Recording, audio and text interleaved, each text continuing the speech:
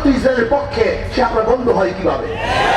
এই প্রশ্ন জবাব দেন। আসলে তো তলে তলে সব হয়ে গেছে, সব রাজনীতি, সব বাহ্যিকতা।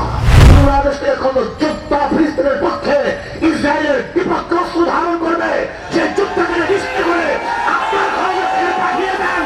আমরা যুদ্ধ করতে চাই, আমরা হটাতে চাই, বাংলাদেশে এখন নয়, ওরা দুনিয়াকে তাড়াতে চাই।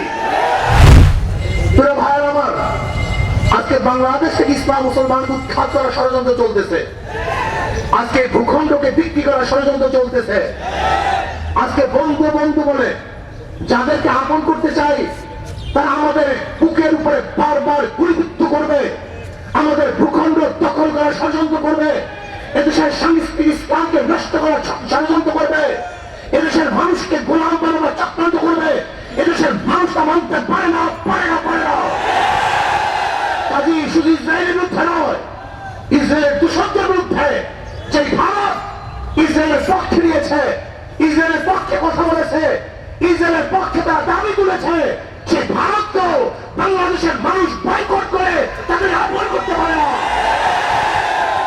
শত্রুর শত্রু আমার বন্ধু, শত্রুর বন্ধু আমার শত্রু। যদি ইসরায়েল আপনার শত্রু হয়ে থাকে, তাই ভারত ইসরায়েলের পক্ষে সে আপনার বন্ধু হয় কিভাবে? এই প্রশ্ন জবাব দেন। আসলে তো তলে তলে সব হয়ে গেছে, সব রাজনীতি, সব বাহ্যিকতা।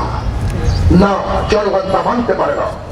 আসুন আমরা সম্মিলিত ভাবে আজকে সরকারের সাথে আমি জানাই, আপনাকে নিশ্চিত করতে হবে বাংলাদেশ থেকে এখন যোদ্ধা ফিলিস্তিনের পক্ষে ইসরায়েলের বিপক্ষে অস্ত্র ধারণ করবে, সে যুদ্ধকে নিশ্চিত করে আপনার ঘরে থেকে পাঠিয়ে দেন। আমরা যুদ্ধ করতে চাই, আমরা হটাতে চাই, বাংলাদেশে এখন নয়, ওরা দুনিয়াকে তাড়াতে চাই। আপনি নিশ্চিত করুন।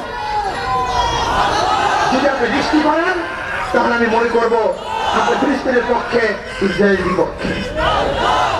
আসুন আপনার সৈন্য পাঠান, বাংলাদেশ থেকে ভীষণে গোটা দুনিয়ার মধ্যে সৈন্য যায়, আপনার ফিলিস্তিনের পক্ষে সৈন্য পাঠান। আমাদের বাংলাদেশের যোদ্ধারা, জওয়ানরা, সৈনিকরা তারা সালেমের বিরুদ্ধে মানবতা